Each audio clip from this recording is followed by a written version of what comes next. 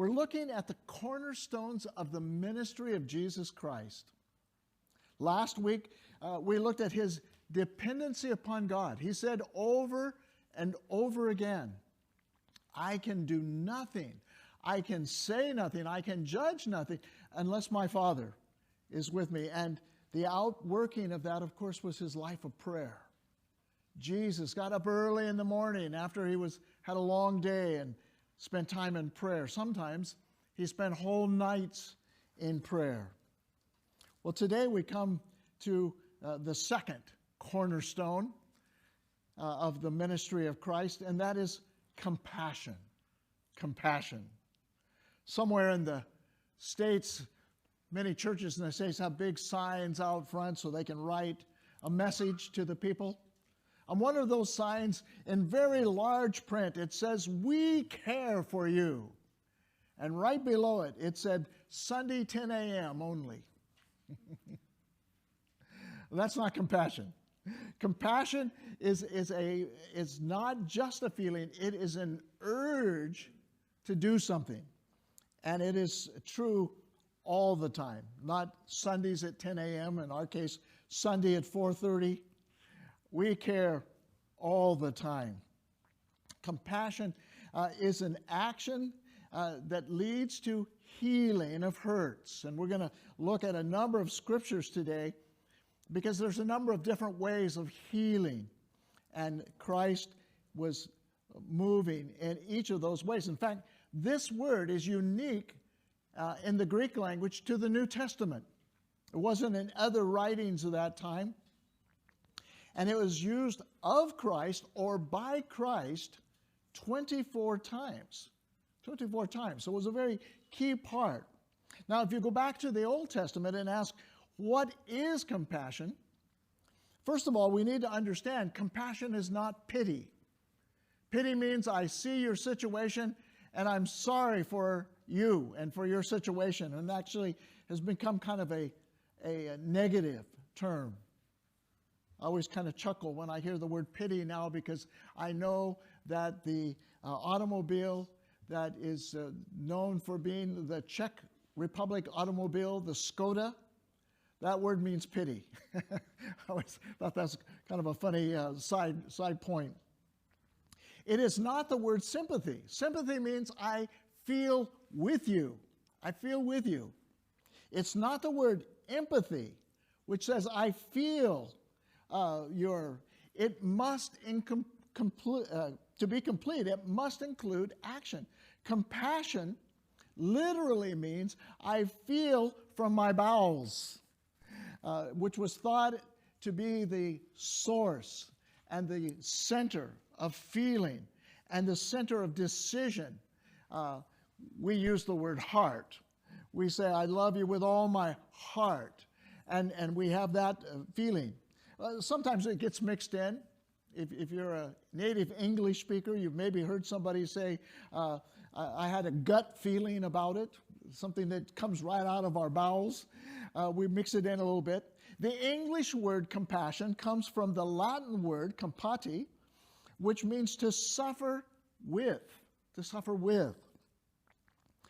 One man wrote it this way, someone else's heartbreak becomes our heartbreak, and we have to do something about it.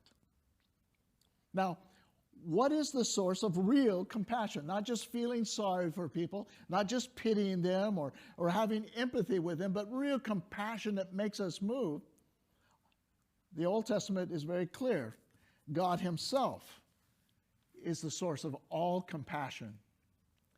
You remember when Moses said, Lord, I want to see you. And the Lord said to Moses, you can't really. You can't really see me in my fullness. But I'll tell you what, I will put you in the cleft of the rock, and when I pass by, you can see my back. You can see some of the glory.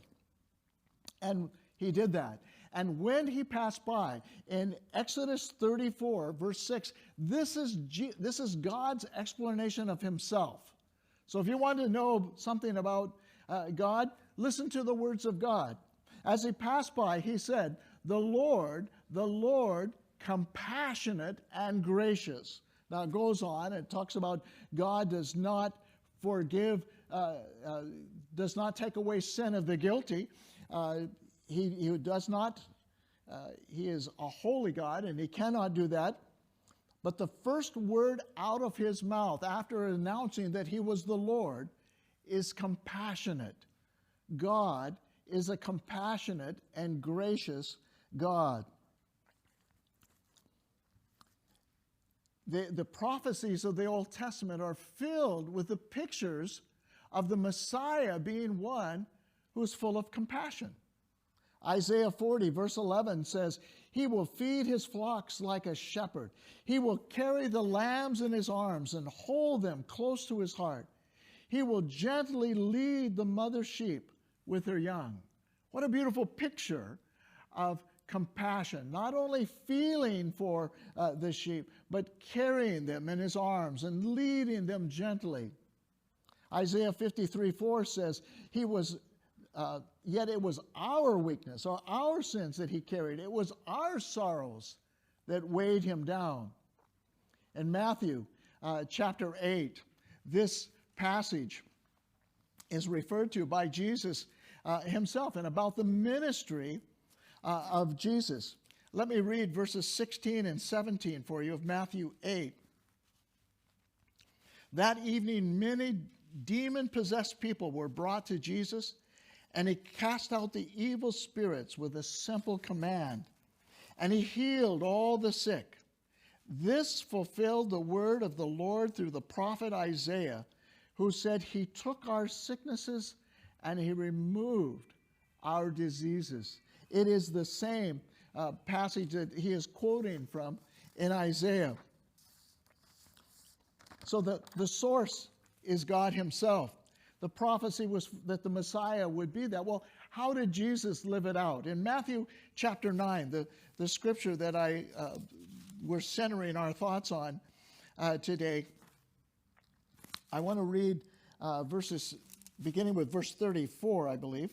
Get over to the right place here. With verse 33.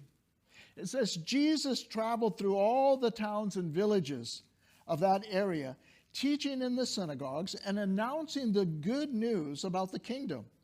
He healed every kind of disease and illness, and when he saw the crowds, he had compassion on them, because they were confused and helpless, like sheep without a shepherd.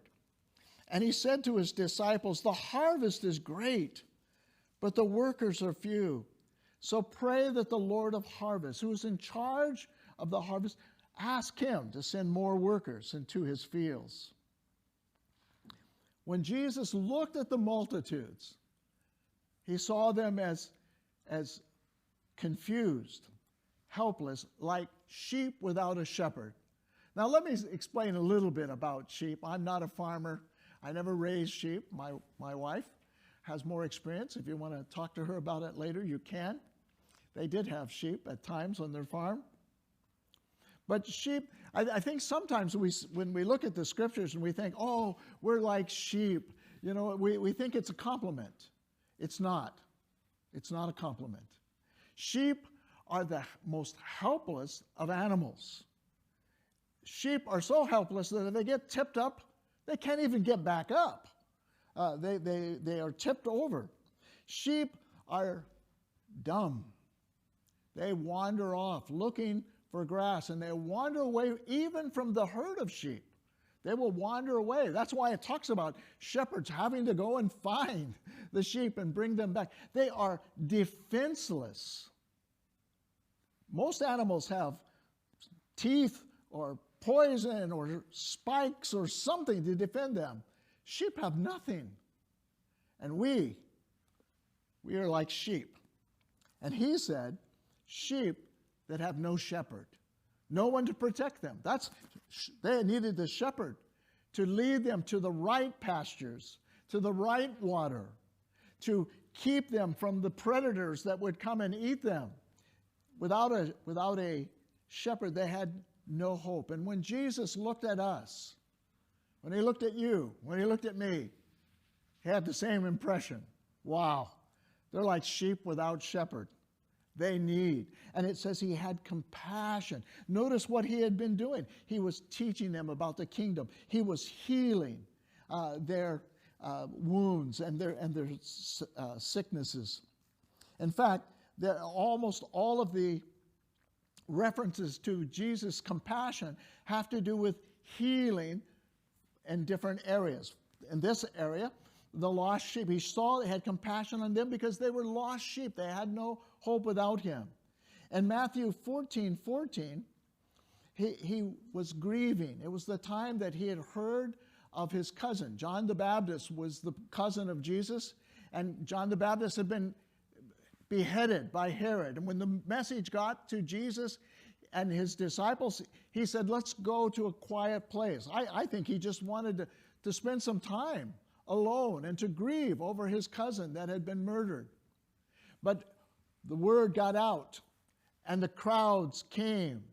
And even though he was grieving himself, he looked out upon the crowd, and he said, I have compassion for them. And it said that he healed their sick. He cared for them. He had compassion upon the hungry in Matthew 15:32, Mark 1:41. At least two major times, he fed the multitudes because of compassion. He saw their need, and he fed them. He had compassion upon the blind. Matthew 20, verses 29 to 34. He was approaching his death. He was approaching where he knew he was going to be betrayed and beaten and ultimately put upon the cross. But he heard these two crying out, Jesus, Son of David, have mercy on us.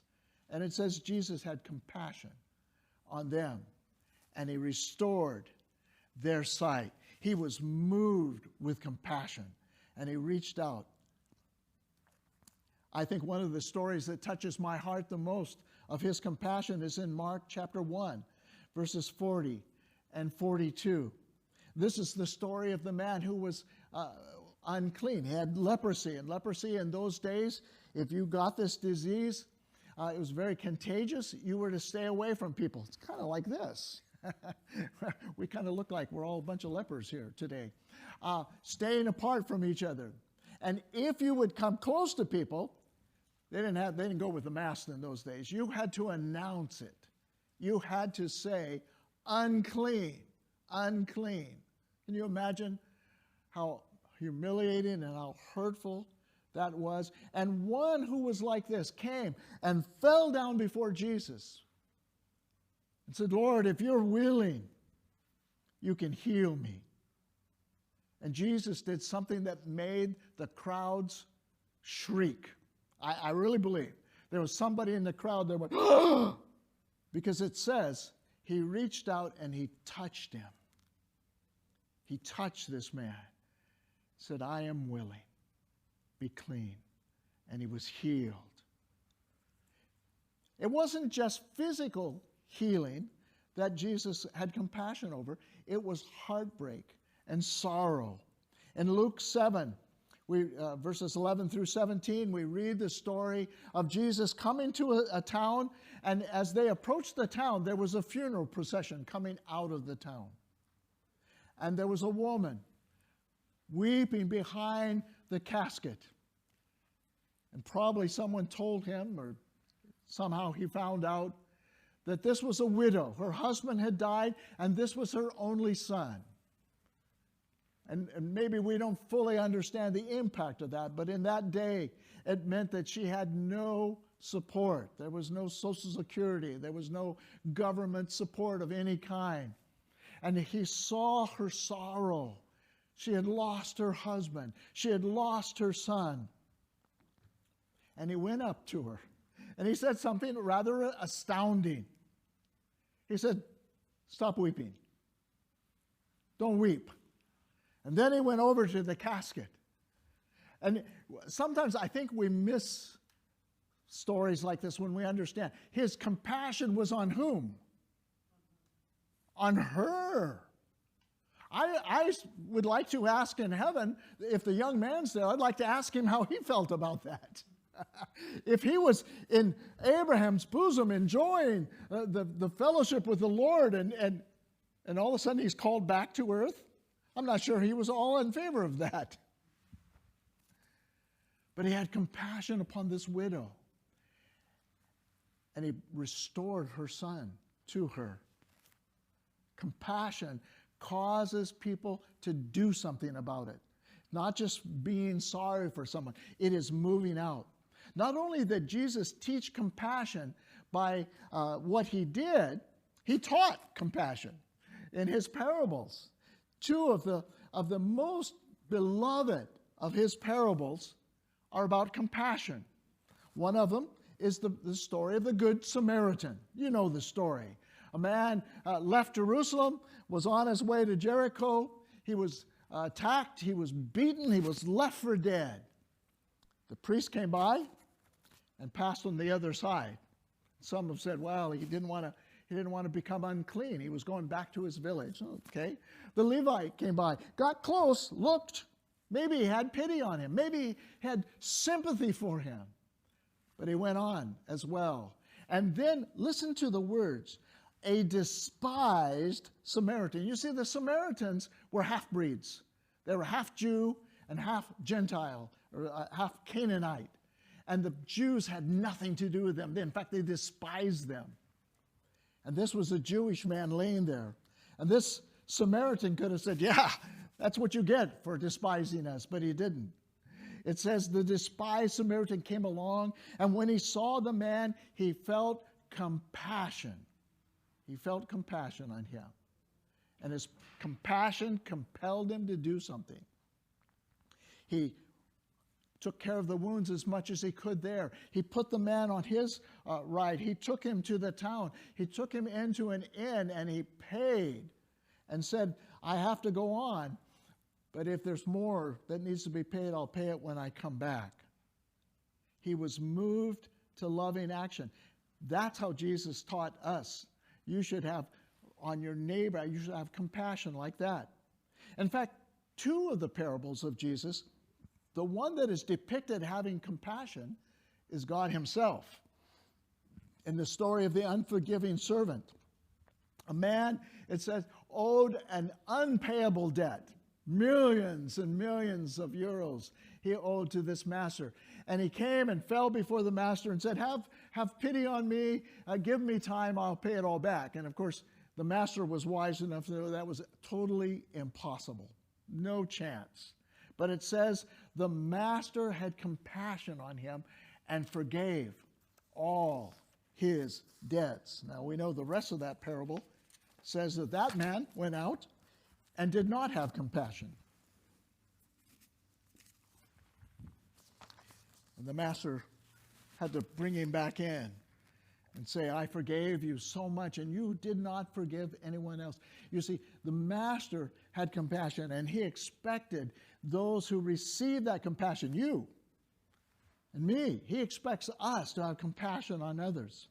And then, of course, the favorite, I think, parable that Jesus taught, the parable of the Prodigal Son. You know the story. The one of two brothers said, Father, I want my money now. I want my inheritance now. And he took his inheritance and he went to a far country. He didn't want to even be close to the Father.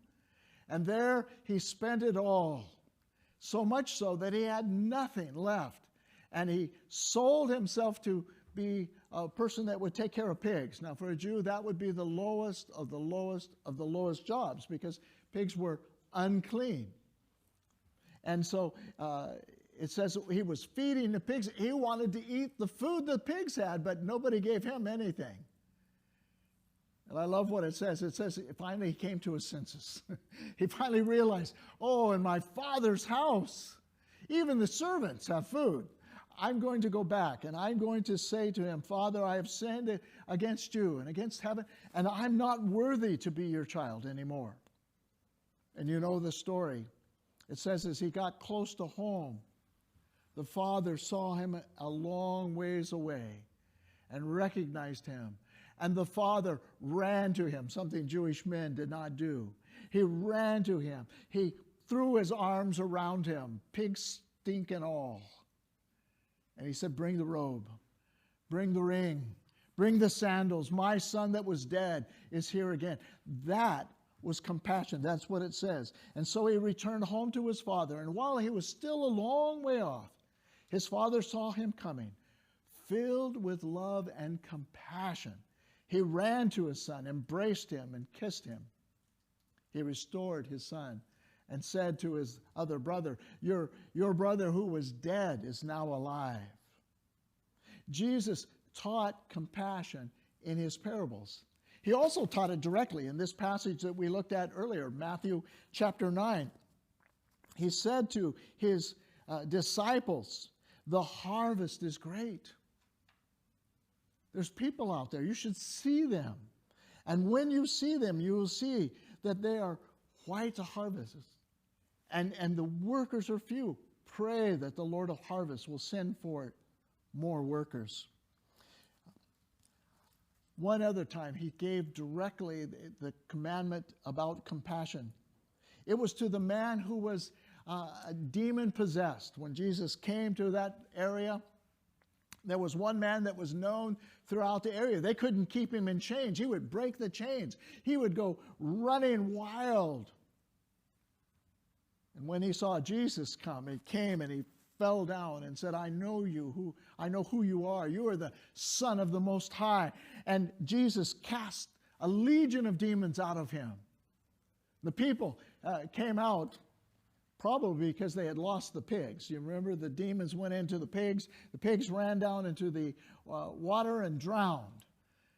That got people's attention, their livelihood, a position and a place that they shouldn't have been in the first place, but they came out. And it says they saw him sitting at the foot of Jesus in his right mind, clothed in his right mind. And the people were afraid. And they asked Jesus to go away. And this man wanted to go with him. He wanted to go with Jesus as they were getting in the boat. And Jesus said, no. Go home to your family and tell them everything the Lord has done for you and how merciful, in this translation, but the word is compassionate, and how compassionate he has been. That's our job. I hope that you recognize that you're here today because God has been compassionate upon you. He not only saw your plight and saw your sin and saw your rebellion, but he sent the Holy Spirit ahead to speak to you.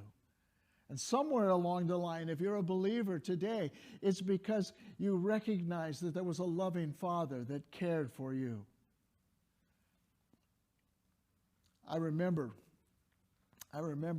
being overwhelmed when I first heard that God was like a father and that he loved me. I'm from a broken home. My father did love me, and I knew that. But to think that God loved me, to think that God had a plan for my life was overwhelming to me. Because of his compassion, we are asked to go to our place. Go home to your family, he said. Go home to those. And the next verse, I didn't write it down there, but the next verse says he went through whole area and proclaimed the goodness of God. Do you know what happened the next time Jesus came to that area? They didn't ask him to go away. They came in multitudes to him because of this man's testimony. Well, what is compassion? Compassion is the very heart of God toward mankind. Jesus demonstrated it in healing. Healing physical, healing emotional, healing spiritual wounds. I think today we kind of get caught up in the fact that, oh, Jesus can heal cancer. Jesus can heal the pandemic. Yes, he can, but that's not the greatest miracle by any means. The fact that he can take a sinner who has rebelled against God, who has broken the laws of God, who stands under the judgment of God, and set him free. That's the greatest miracle. Far greater than healing your aching back. Far greater than taking away the pain in your body. The greatest miracle is the miracle of forgiveness. And Jesus demonstrated the compassion of God, and he taught his followers, that's us, he taught us that we should show the compassion of God. So how are we to learn to show this compassion? Just 4 things, and then we'll be done. We go to the source. Go to the source. You want to know how to have compassion on people around you? Go to God. God is the source of compassion. God announced, I am the Lord, compassionate and gracious. And we heard that in the Psalms. You'll hear that same phrase all through the Old Testament and into the New Testament. Our God is compassionate and gracious. It came from God himself. Secondly, recognize the compassion that God has shown upon you. I just talked about that. You have to stop and realize that it was in his compassion that he reached out to you. And it would be amazing to hear all the stories of just the people that are here today, how God reached out to you. For some of you, it was godly parents, and they prayed over you, and they encouraged you, and they blessed you. In my wife's case, it was godly parents that adopted a baby that had been, for some reason, abandoned by the biological parents. For some of you, maybe it was a friend that reached out to you. In my case, Phil Hardgrave said, come on, go to church with me. We have a baseball team. He got my attention. And it was a Sunday school teacher that taught us crazy things. He was only 16 at the time. He did backward circles in his car. That was kind of fun, so I kept going. And eventually God got a hold of my heart. I understood that. For some of you, maybe it was you were searching for God until you realized that it wasn't you searching for God, it was actually God searching for you. Maybe some of you had to go through hard times. I don't know. Maybe you were broken. Maybe you were rejected. Maybe you were pushed away by others. And you cried out, and God made it. However you came to Christ, it was because of his compassion. It was because he made a way. I've said it before, and I'll say it again. When I knelt at an altar and prayed, the thing that really astounded me was when I got up from that altar. I'm a 12-year-old boy coming to a church all by myself. I turned around, and behind me there were 4 adults who said, we've been praying for you. It still touches my heart. Why would they pray for me? Why were they concerned about me? If people are going to come to the Lord, it's because we're going to have to get concerned about them. We're going to have to pray for them. And we're going to have to let them know that we pray for them. Number 3, see others the way Jesus did, with compassion. Not just a feeling, but an urge to do something to relieve the pain. Now you say, but I can't take care of all the pains. I can't heal all the sicknesses. No, you can't. But you can do what God has enabled you to do. Maybe there's someone maybe it's not a physical sickness at all. Maybe it's depression. Maybe it's someone who has lost a loved one. Those are hard situations.